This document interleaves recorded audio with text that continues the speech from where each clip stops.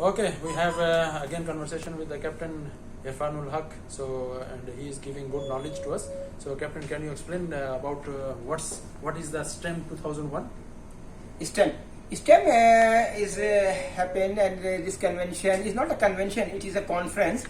And in 2001 in Pakistan, Karachi, Pakistan, the STEM is Seafarers Training and Employment and Manning. ठीक है sir, इसमें जो है ये हमारे बहुत सारे सीनियर्स थे और उन्होंने मुख्तलिफ किस्म के आपके सीफेयरर्स के ट्रेनिंग पे, एम्प्लॉयमेंट पे, मैनिंग्स पे और ट्रेनिंग पे और इकोनॉमिक्स पे और इंश्योरेंस पे और मुख्तलिफ किस्म के हमारे टॉपिक्स पे इस पर डिस्कस किया गया था।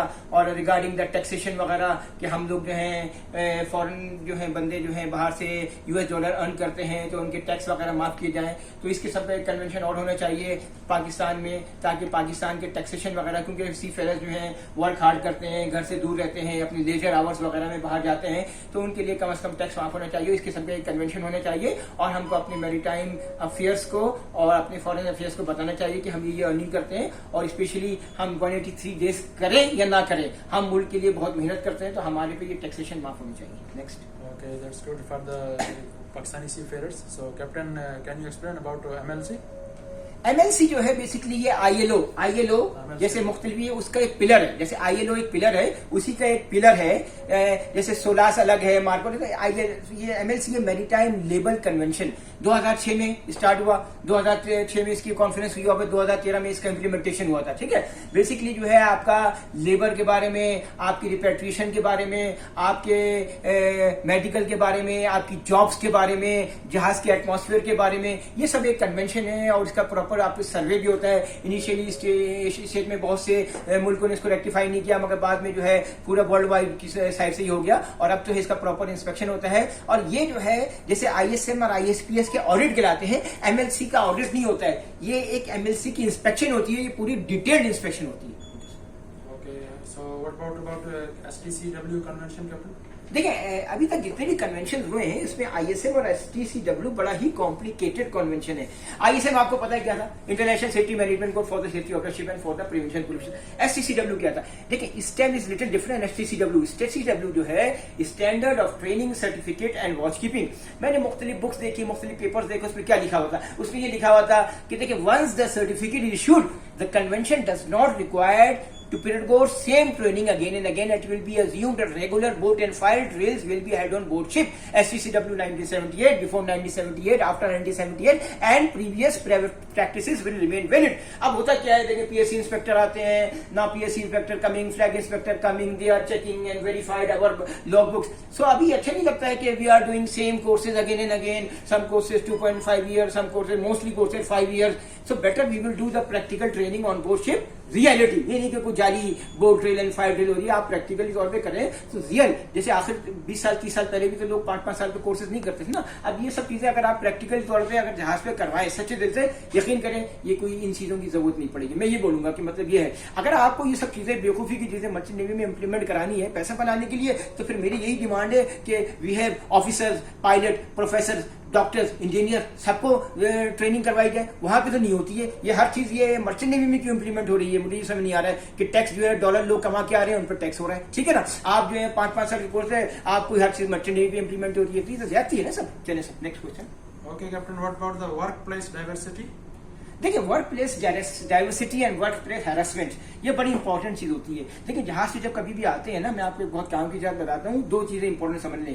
पहली चीज तो ये कि रिलीजन कोई चीज नहीं होती है, रिलीजन बिल्कुल ही आप दिमाग से निकाल दें कि रिलीजन कोई चीज नहीं होती है। और दूसरी चीज ये कि एथनिक कोई चीज नहीं है कि ये जो है ये गोरा है, ये कारा है, ये दरमियाना है, ये साउथ का, ये वेस्ट का, ये नॉर्थ का, ये बिल्कुल चीजें नहीं होती। मेरी जिंदगी में मैंने हमेशा बिल्कुल 0% 0 मतलब -0 मतलब ये चीजें मैं दिमाग में लाता नहीं हूँ, सोचता नहीं हूँ। ठीक है ना, फिर दूसरी चीज ये मैं बता रहा हूँ कि अगर आप इस चीज को क्लियर रखेंगे कंट्री वाइज कि भाई मेरा तो फिर आपका बड़ा अच्छा जहाज का माहौल रहेगा। दूसरी चीज मैं ये बताना चाह रहा हूँ कि एक तो ये पेन, हर आदमी घर से निकला है बड़ी मुश्किल में, वो पेन में निकला हुआ है, आप उसको मजीद पेन देके तंग करके काम कराएंगे तो वो डिस्टर्ब हो जाएगा, आप गलतियां करेगा। आप उसे फ्रेंडली माहौल रखें मगर डिसिप्लिन कंट्रोल में रहे। अगर वो बंदा डिसिप्लिन में नहीं है, आप उसको उस पर खिलाफ एक्शन लें। ठीक है ना, मगर बेसिकली ये है कि ये जिंदगी पूरी दुनिया एक पेन एंड प्लेजर का गेम है। खास तौर पर शिप, जब आप हर आदमी अपने घर से दूर होता है, आप उसको पेन देके काम नहीं कराएं, आप उससे प्यार से काम कराएं। तरीका यही है, हम सफर अच्छा हो तो तवील सफर अच्छा हो जाता है। अगला सवाल। Okay, Captain. So what about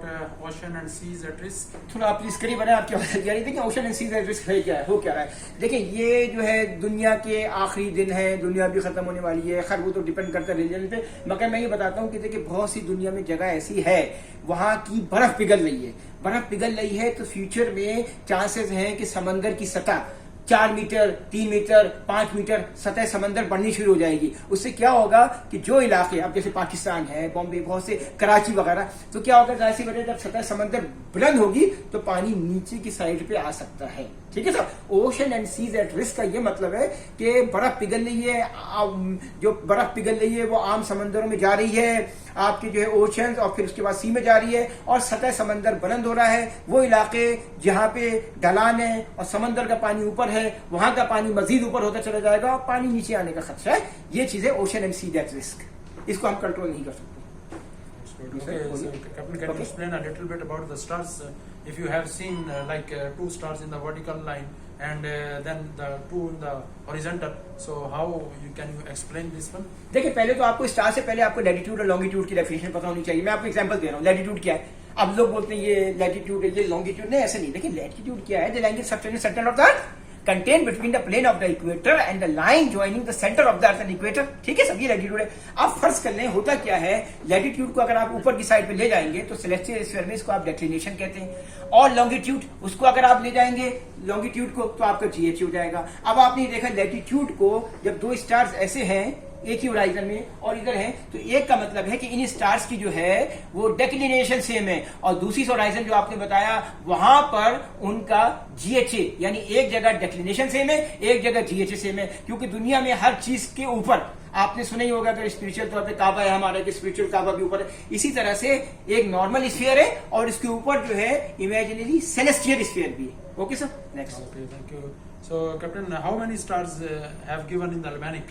So, देखिए एल्मेनिक के अंदर जो है तो कुछ भी नहीं दिया हुआ है। मैं आपको सही बताऊं, गिनती के चंद स्टार्स हैं। अगर आपको नॉलेज लेनी है स्टार्स की, इसकी उसकी, तो आप जो है कि किताब है इंसाइक्लोपीडिया ऑफ द स्टार्स उठाएं।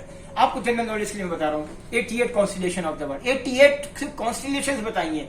अब दुनिया का सबसे बड़ा सितारा है कौन सा है? कैरियस मेजोरियस है। ठीक है सर। अब आपको मुख्तलिफ किस्म के वो पता होने चाहिए। मिसाल के तौर पर द ग्रेट बियर का आपको पता है भाई सबसे ऊपर डूबे मड का एलियत अलकाइद है। अब आप चले जाए ओरियन बेल्ट पे आ जाए, सेंटर का बड़ा फेमस स्टार की बेरिंग डिस्टेंस लेते हैं अलनीला में। आप उसके ऑपोजिट साइड पे भी बना हुआ है अल्टीब्रान पे चले जाए। फिर आपका ब्राइटेस्ट स्टार अगर आप देखें उधर आपका वो बिटलजीस है। बिटलजीस सन से बहुत बड़ा है, मगर जो सबसे बड़ा स्टार है कैरियस मेजोरियस है, बिटलजीस है, राइजल है, दूसरी साइड में 4-5 स्टार राइजिंग स्टार है आपका कैनोपस हो गया, एंटारिस आपका राइजिंग स्टार है, टेल स्टार है। मगर हम लोगों को जब ये आपका नजर आता है सीरियस स्टार है, तो आपको जो है कॉन्स्टिलेशंस पता होनी चाहिए। कॉन्स्टिलेशंस के थ्रू आप अपने सारे स्टार्स को मालूम कर सकते हैं। कैसोपियस स्टार्स, सही है ना, शीलर वगैरह। साउथ में चले जाए ऑस्ट्रेलिया वगैरह, न्यूजीलैंड साइड पे एक्रेक्स, ग्रेक्रेस, सदर्न क्रॉस। तो आपको जो है अपना स्टार्स पता होने चाहिए। आप इस इंसाइक्लोपीडिया ऑफ स्टार्स में जाएंगे आपको बहुत सारी कॉन्स्टिलेशंस मिलेगी, मगर मैं आपको सिर्फ ये बताऊंगा कि हमारे जो एल्मेनिक्स हैं उसमें 56-57 स्टार है, आपको वो कंसीडर करनी चाहिए। नेक्स्ट सवाल। okay, Captain, thank you for your passing information. Thank you sir. यार आपने मुझे